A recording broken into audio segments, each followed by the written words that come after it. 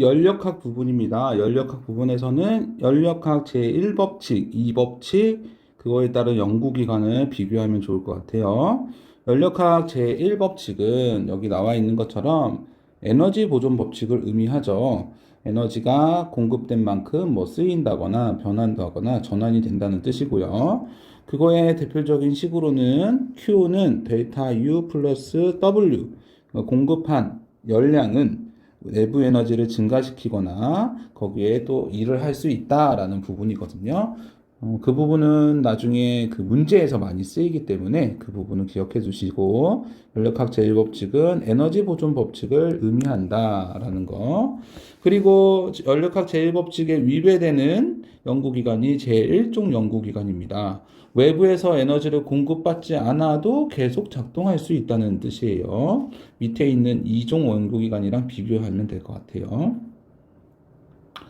그리고 제 2법칙은 엔트로피 증가 법칙이라고도 하는데, 자연현상에서는 대부분 가역과 비가역이 있는데, 가역은 되돌아올 수 있는 반응을 말하고요. 비가역은 되돌아올 수 없는 한쪽 방향으로만 일어나는 걸 말합니다. 근데 자연현상에서는 대부분 비가역, 한쪽 방향으로만 일어나는데, 그 방향이 어디냐? 무질서도가 증가하는 방향으로 일어난다는 뜻이에요. 예를 들면 고온에서 저온으로 열이 이동하는데 저온에서 고온으로는 이동하지 않는다. 그리고 확률이 높은 방향, 예를 들면 여기 나와 있는 것처럼 두 개의 상자가 있고 한쪽 상자에만 기체가 들어있다고 했을 때 한쪽 상자를 터버리면 이쪽에 골고루 분포하려고 하는 그 기체의 확률이죠. 확률이 2분의 1, 1분의 1 될 수 있게끔 분포를 한다라는 부분입니다. 그래서 비가역이면서 한쪽 방향으로 일어나는 게 연력학 제2법칙. 그 연력학 제2법칙에 위배되는 연구기관이 제2종 연구기관입니다. 위에서는 제1종 연구기관에서는 공급한 에너지만큼 일을 한다거나 내부 에너지가 높아진다거나 그러면 되잖아요. 외부 에너지를 공급을 해줘야지만 일을 할 수 있다는 뜻인데, 제2종 연구기관에서는 뭐냐면 바닷물이라는 엄청난 양의 에너지가 있어요. 하지만 온도는 낮아요. 거기에서 온도를 낮은 곳에서 온도가 높은 곳으로 에너지를 일부를 빼서 이걸로 일을 한다는 뜻이에요. 바다는 무한정한 열 에너지를 갖고 있죠. 하지만 온도가 낮아요. 근데 어떤 모터보트에서는 온도가 높은 곳이기 때문에 여기 낮은 곳에서 높은 곳으로 저절로 에너지가 흘러가서 이게 모터보트를 돌릴 수 있는 일을 한다. 이 부분이 안 맞는 거죠. 온도가 낮은 곳에서 높은 곳으로 갈 수는 없다.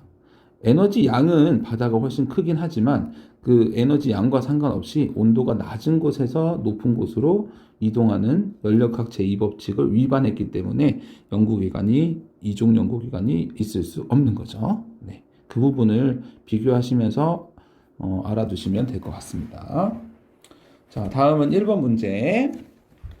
그림 가 이상기체가 들어있대요. 그리고 실린더에 피스톤이 고정되어 있고 열량 Q를 공급했다고 합니다. 자, 아까 제1법칙에서 에너지 보존 법칙, 공급한 열량은 내부 에너지 증가 또는 일에 쓰인다. 그리고 또 하나, PV는 nRT 또는 PV는 일정하다. T분의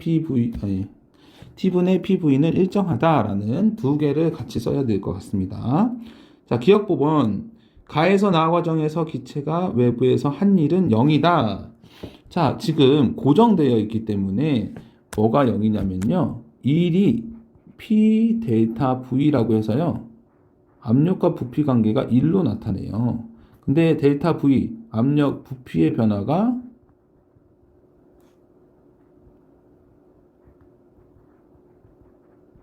없는 상태입니다. 왜냐하면 고정되어 있기 때문에. 그렇죠? 그러면 W는 0이기 때문에 모두 다 내부 에너지 증가에 다 쓰이겠죠. 공급한 열량은 내부 에너지 증가에 쓰이겠네요. 그래서 불피가 0이라서 고정되어 있기 때문에 한 일이 0 맞고요. 그리고 온도는 가보다 나에서 높다. 가가 낮다. 맞는 말입니다. 내부 에너지가 증가하는데 이 내부 에너지는 뭐에 비례하냐? 온도 변화에 비례해요. 온도가 증가하면 내부 에너지도 증가하고 온도가 감소하면 내부 에너지가 감소하는데 공급한 열량이 여기에 들어가서 밀어내는 일을 하지 않기 때문에 모두 다 어디다 쓰이냐면 내부 에너지를 증가시키는 데 쓰이고 내부 에너지가 증가했다는 것은 온도 T가 증가했다는 뜻이게 되겠죠. 그래서 온도가 가가 낮고 나가 높다. 자, 압력은 가와 나에서 같다라는 부분이죠. 압력 부분은 여기에서 보통 안 하고요. 여기에서 찾아냅니다. 자, PVT는 일정하대요. 비율이 일정하대. 자, 지금 부피가 일정합니다. 고정되어 있기 때문에 부피가 일정하고요. 온도는 내부 에너지 증가 때 올라갔대요.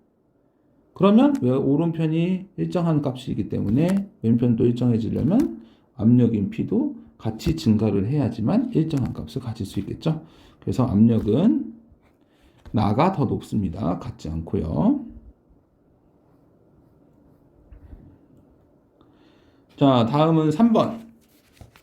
이번에는 연력학 그래프가 나와 있네요. 이 부분을 좀 잘 보도록 하겠습니다.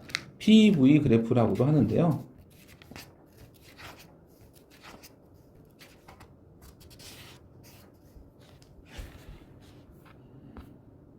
네, PV 그래프.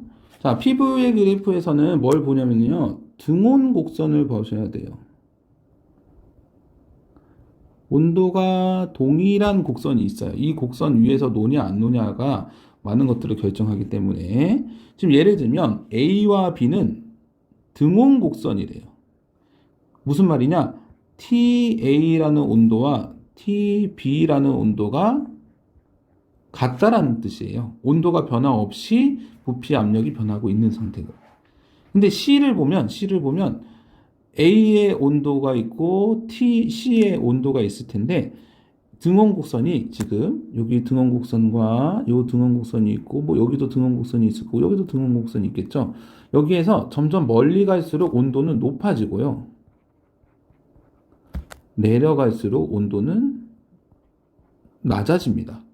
그런데 여기 그래프를 보니까 AB보다는 이 C가 더 아래쪽 0점의 그 꼭지 원점에 가까워지고 있죠. 그래서 TC는 TA보다 낮은 온도예요. 그러면 이걸 바탕으로 보기를 보도록 하겠습니다. 자, AB 과정에서 기체가 한 일은 0이다. AB 과정에서 기체가 한 일. PV 그래프에서 한 일을 또 찾을 수 있는데 W는 P 곱하기 V잖아요. 그래서 PV 그래프에서 이쪽 방향으로 오른쪽 방향으로 증가했다면 아래쪽의 넓이가 1이 돼 있을 거예요.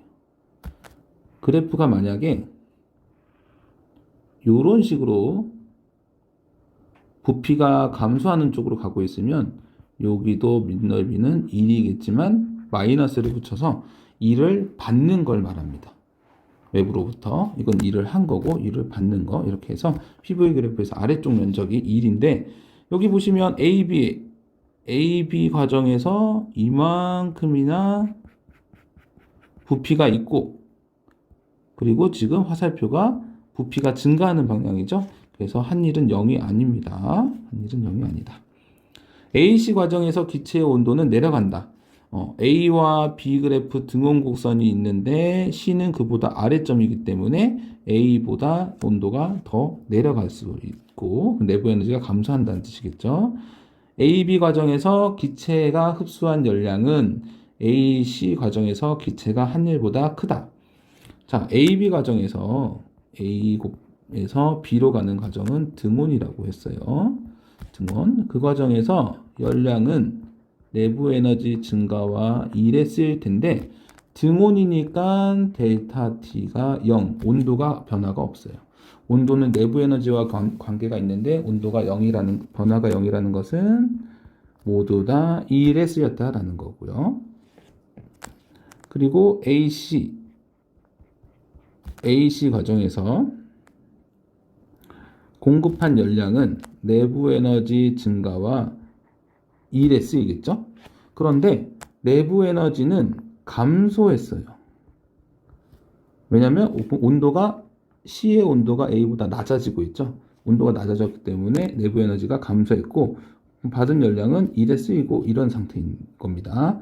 그런데 여기서 지금 흡수한 열량 요걸 말하고 있고 그 다음에 AC 과정에서 한일 요 W만 말하고 있습니다.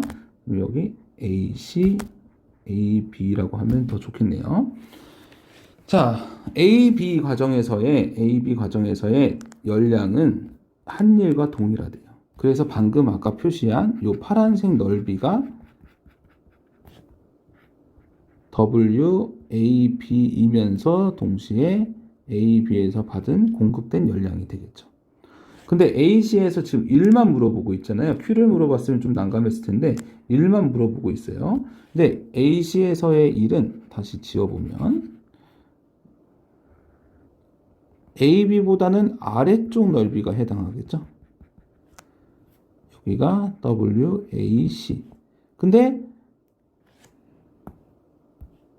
AB 과정에서는 요만큼 더 일을 했기 때문에 지금 요 숫자가 AB에서 일한 게 AC에서 일한 것보다 크죠.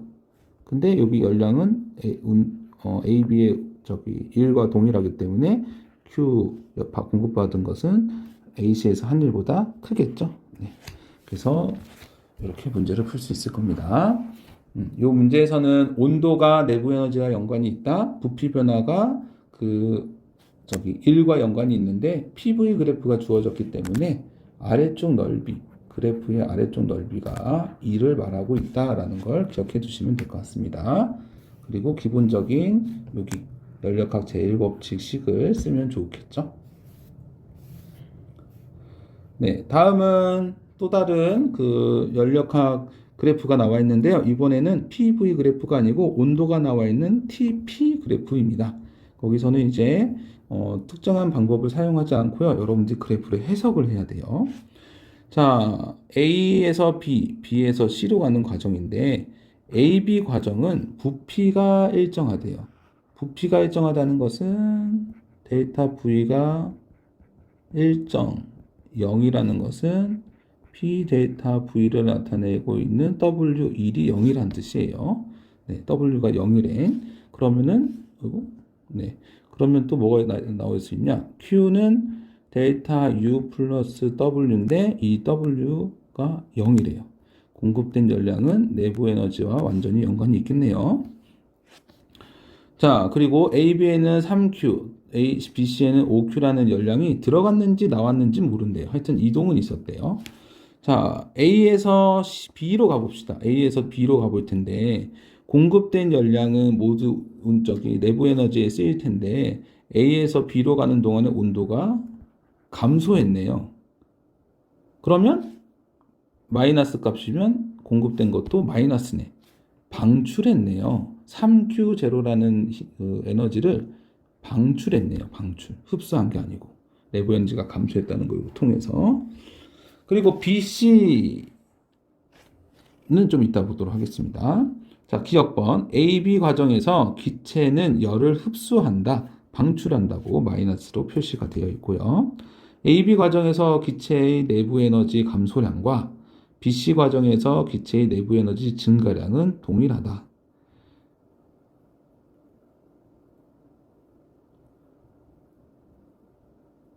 BC 과정에서 내부 에너지 증가량을 봐야겠네.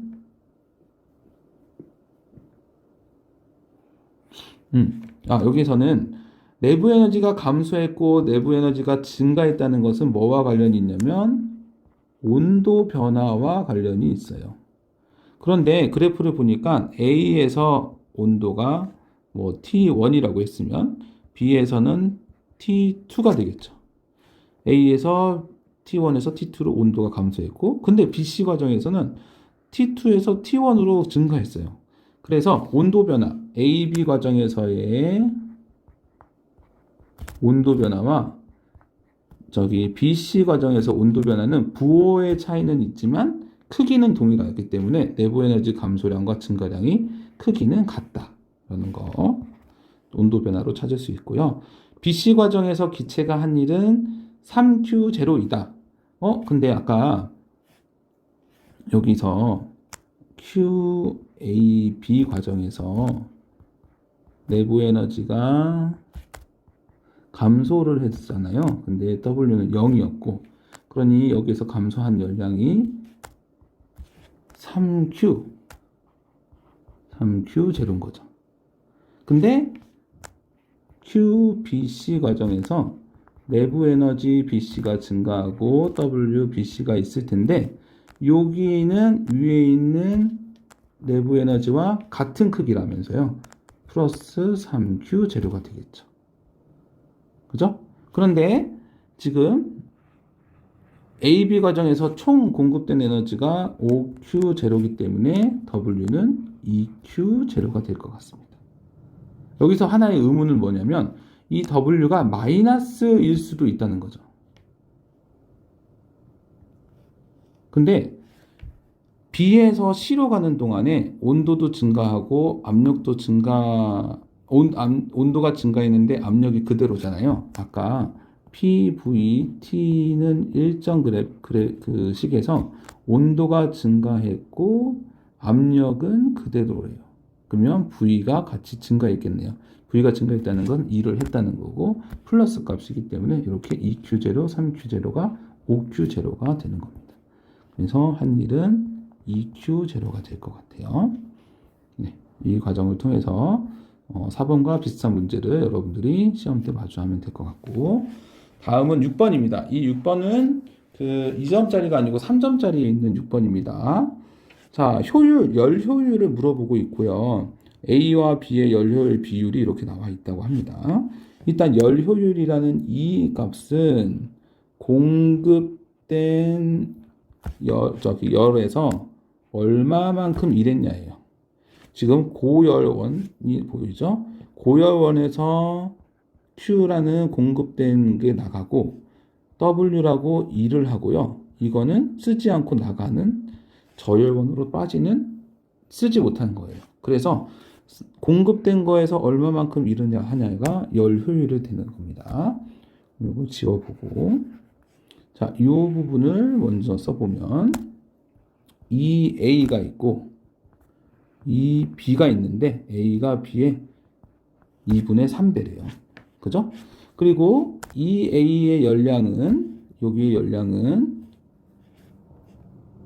여기서 또 하나가 뭐 있냐면 공급되어 있는 Q라는 값은 저열원으로 빠진 열과 한 일을 합한 거겠죠. 그죠? 외부로 다른 손실이 없다고 하면 고열원에서 넘어온 열량은 여기로 빠져 있는 것과 일을 한 게 합쳐진겠죠. 그래서 공급된 거는 뭐가 되냐면 Q0 플러스 W가 되고 거기에서 W만큼 일했기 때문에 이 A가 이렇게 바뀔 수 있습니다.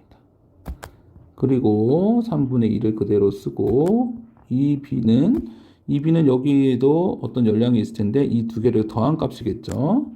그래서 저열원으로 빠진 것과 이 W만큼 일한 거를 더하고 거기서 한 일을 하면은 B의 열 효율을 나타낼 수 있어요.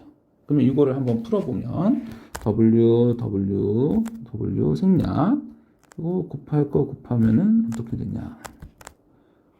QW 1에 3Q 6W 4가 되고요. 양쪽으로 곱하면은 3Q 6W는 4Q0 4W가 되고 이쪽으로 넘어오면 Q는 2W가 됐네요. 그래서 Q0라는 값은 2W라는 값이 나와야지만 이런 비율을 가지면서 AB가 연료효율을 가질 수 있겠네요. 그래서 1번이 바로 해결되네. Q는 2W이다. 고열원으로 맡은 열량은 B가 A의 2배이다. 자, 여기가 Q0는 2W, Q0는 2W면 2W 더한 것은 여기는 4W, 여기는 3W. 2배가 아니네요. 열량은 2배가 아닙니다. B의 열 효율은 0.5이다. B를 보시면 4W를 받아서 2W를 일하고 있기 때문에 열량이 0.5가 맞네요. 이런 식으로 해서 고열원, 저열원, 한일을 관계를 가지고 열 효율을 찾을 수 있고 그거를 A, B를 비교하면서 문제를 풀어나갈 수 있습니다.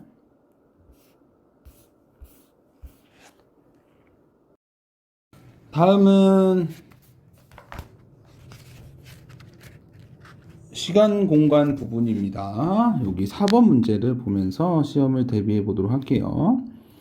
자, 여기에서는 길이를 측정하는 거네요. A, B라는 관찰자가 있고 B라는 관찰자는 지금 나가고 있고 A는 뭐 정지해 있는데 길이와 관련된 걸 볼 때는요. 그 길이와 관련된 사람이 누구냐라는 거죠. PQ라는 거리가 있고요. 앞으로 나가고 있습니다. 그죠? RQ라는 거리가 있고 앞으로 나가고 있습니다. 그거를 비교하면서 한번 볼게요. 자, PQ라는 거리 우주선에 같이 있는 녀석은 B입니다. B. 그래서 고유 길이는 측정 물체와 동일한 관성계에서 관찰한 길이에요. PQ라는 길이는 A랑은 같이 있지 않고 B랑 같이 있죠. 그래서 B에서 측정한 거리가 고유 길이입니다.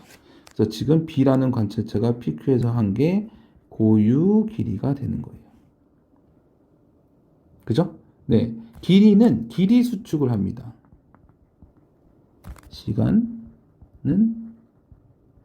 팽창. 그래서 고유 길이보다는 움직였을 때 A 관찰자는 더 짧은 거리를 보게 돼서 이렇게 상호작용을 하겠죠. 그죠? 그런데 RQ라는 이 길이는 운동 방향과 수직이에요. 운동 방향과 수직인 길이는 길이 수축이 일어나지 않아서 A, B 관찰자가 관찰한 게 동일하게 되는 겁니다. 자, 이를 바탕으로 보기를 보시면 P와 Q 사이의 고유 길이는 L0가 아니고 기역번이죠.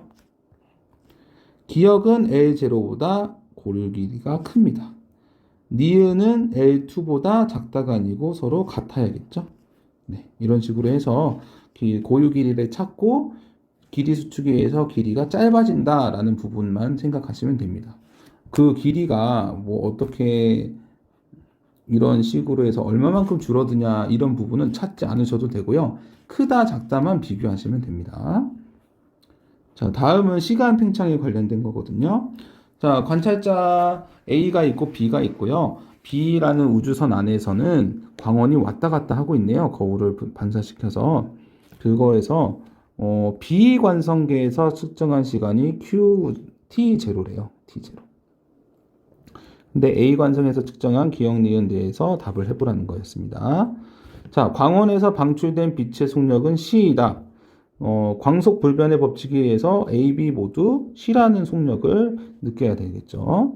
니은, 광원에서 방출된 빛이 거울에 도달하기까지는 빛의 경로의 길이가 2분의 1 T0보다 작다. 2분의 1 CT0가 뭐냐면 여기에서 왔다 갔다 하는 그거 여기 T0, 요즘 T0 있죠? 그거를 가지고 한 거예요. 시간이랑 속력이랑 곱하면 거속시 거리가 나오죠? 그래서 이 거리가 나오는 건데 이 거리가 지금 2분의 1로 됐다는 것은 위에서부터 아래쪽 왕복 거리가 아니라는 뜻이겠죠? 네. 근데 A 입장에서는 이 우주선이 움직이고 있기 때문에 광원이 위아래가 아닌 이렇게 대각선으로 갔다가 대각선으로 내려오는 것처럼 보여요. A 입장에서는. 그래서 B에서 보는 경로보다는 훨씬 더 긴 경로를 보게 되죠. 그래서 길이는 더 작다가 아니고 더 크게 됩니다. 자, 디귿. 광원에서 방출된 빛, 광원과 거울 사이 왕복하는 시간을 바로 보고 있네요.